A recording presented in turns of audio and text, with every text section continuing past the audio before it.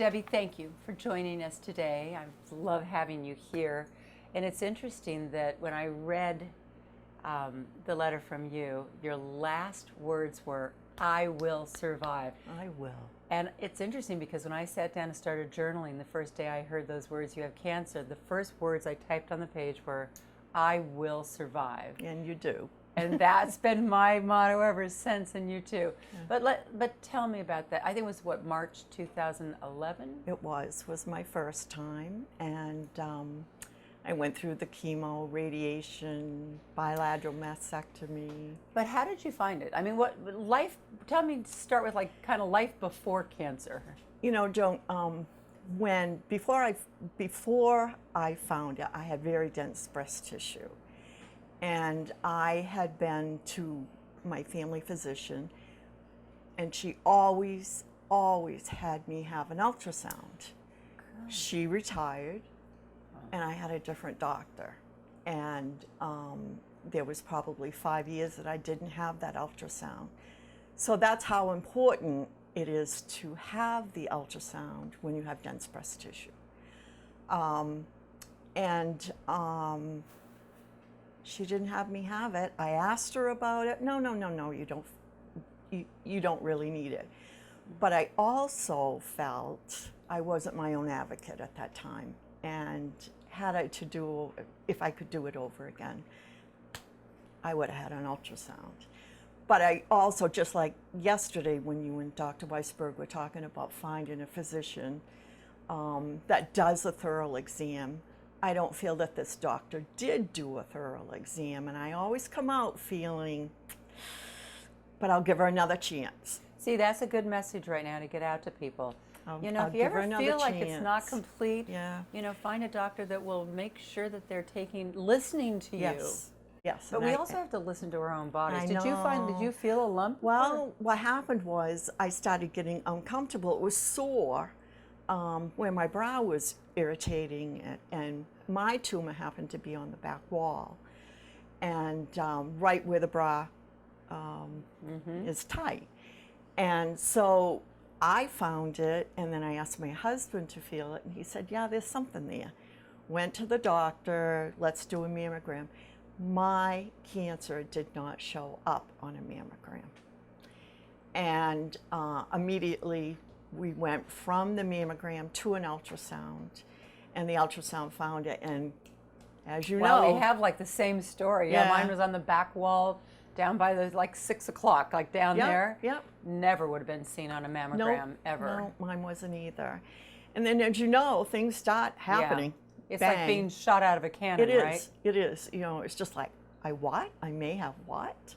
And did you have a family history of it? None. See, and so it was kind of like it's going to happen to someone else, right? Yep, it was. I was supposed to die of heart disease because that's what my family has.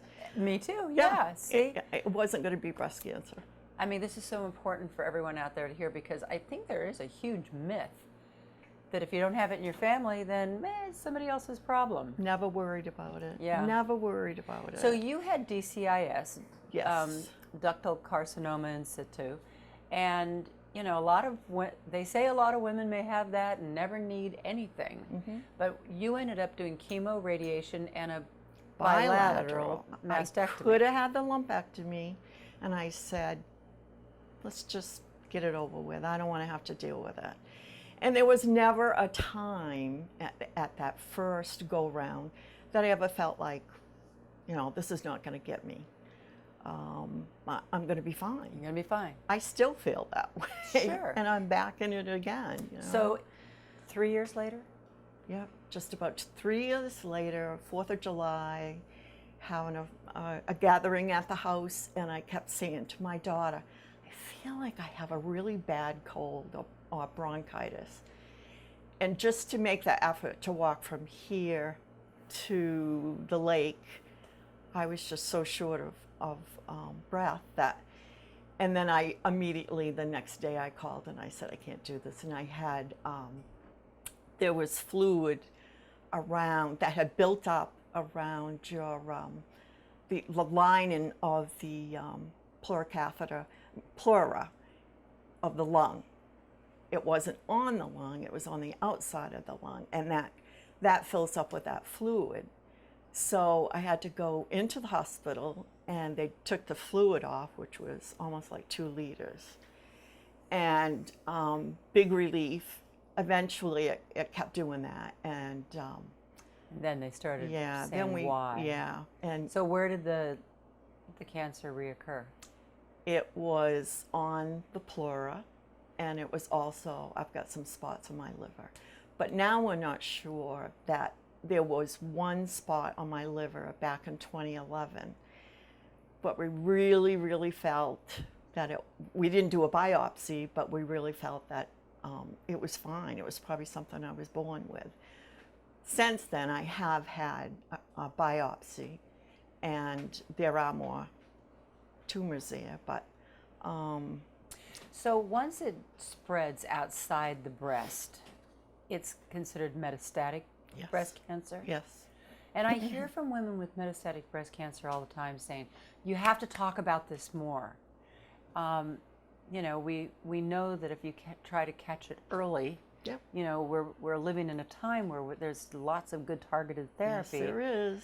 But Every a lot day. of a lot of women think if they just cut off the breast, then they don't ever have to worry about breast cancer again, and that's another myth, because it already may have traveled through your lymph system or through Yes. your bloodstream to your liver, or your brain, or any other, your bones. Yeah. And as you know, every day, because you're cured from cancer, every day you think about it, you know, that is this little ache and pain, you know, cancer again. So once you found out, like, I mean, the first time around, you're so shocked, and you have to get past that, like, it can't be, why me? Oh my God, what's going to happen? I think I never asked why me, because why not? Yeah. You know, there's a reason for everything. I'm not sure what that reason is yet. Maybe it's being here today and helping other people. I'm involved with a cancer center. I like to help other people. I've lost a lot of people to different kinds of cancer. I have that survivor's guilt when they're gone.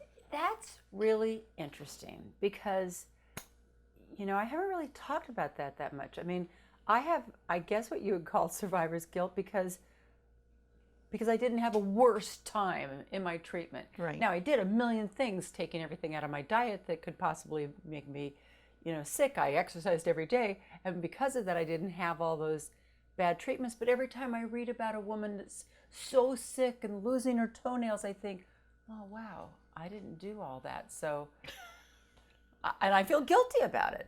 Don't. And isn't it interesting, though, that it's such a real thing? Yeah, it is a real thing. And mine is, these are people that have either been a mentor to me, or just really, we've become sisters. It's a sisterhood. It is such a sisterhood, isn't it? Yeah. You know, I am very struck by the fact that one after another, every time I talk to a breast cancer survivor, it's almost as though I made it through this, so I'm going to help somebody else. Yeah. It's not, it's almost everyone that's gone through it. They get involved in You do. breast cancer somehow and give back. I think it's because you can connect. They understand. You know, they know what you're going through. You know what they're going through, and you're just there. If you're down, then somebody's there to help you pull you up. So. For all those other people out there that are living with metastatic breast cancer, and also for all the others that are in their circle of support and friends so that they can better understand it, talk to me about how you, because you have a good approach to how you live each day. I think about it, but I don't dwell on it. I feel like I'm here. Cancer has made me do things that I probably wouldn't have done. Example, my house always had to be neat, tidy, straightened right up. Now it's like, if I get a chance to go someplace else or do something, I'm doing it. You know, oh, it will be there when I come back. It's about living right now, about living. And I just wrap myself around my family, my friends that are really close and supportive, and my grandchildren who mean the world to me. And I do it for them as well for me. You know, we live. You know, I also hear a lot from not the people going through the metastatic cancer, from other people. And they say, what should I say and how should I react to my loved one or my girlfriend or whatever it is who's got metastatic cancer, because I don't want to say the wrong thing. Can you help them out at all with advice? I'm not offended. And I know that people are trying to dig deep for those words. Yeah. So I don't get real offended when somebody says something that's probably stupid sounding. But I don't know. Just be there. Have fun. I mean, don't dwell on cancer the whole conversation. And I have friends that will say, do you want to talk about it? No, not today. Not now. Or, no, we're here for some other reason and let's have fun. So that's how I go about my day. And when Tuesday is my treatment day, I'm with Dr. Weisberg. I always come out feeling better after seeing her, and she's just a real positive influence in my life, and I'm lucky to have her. Yes, because we both share Yes. the same oncologist, Yes. Dr. Tracy Weisberg, Yes. who I remember I heard her say about you, and we always have some new treatment for her. Yeah. Yeah. She does. She'll say, we're not done with you yet. We're still, you know, and she's not afraid to send you someplace else. I went to Dana-Farber all winter, and to some clinics down there, and that weren't successful. My problem is we can't find something to stop the estrogen. I'm estrogen resistant. So, yep, we need a cure. What do you want to say to all those researchers and doctors out there? Keep working. We're here to, you know, anything that I can do to help further that cure, I'm willing to do it. I have 4 grandchildren, and I have a son and a daughter, and my little guys that have been concerned about me, I've taken them into when I've had chemo, so that they're all relaxed now. They know that they call me Ninny, and that Ninny's not gonna, you know, that this doesn't hurt me, and I'm here to get better. So that was fun. I encourage that for anybody that has Children, grandchildren. be honest. Let them go with you so that they can, if they're comfortable with needles and stuff like that, to see what's happening to you and to be upfront and honest. Give whatever makes them happy for an answer. Yeah, sometimes the mystery and the unknown is even scarier, right? Yes, and especially when I started losing hair, and I had one that said, I can't take medicine, I'll lose my hair like Minnie's. Because I explained that it was a medication that's the reason I've lost my hair, is the medication made my hair fall out, but it will come back again. That's right. Yeah. It does come back. It does little back. by little, Yeah. it comes back. Yeah. And you have a lot to be around I for, do. Ninny. Thank you. So you take care of yourself, Thank you. all You right? too, yes.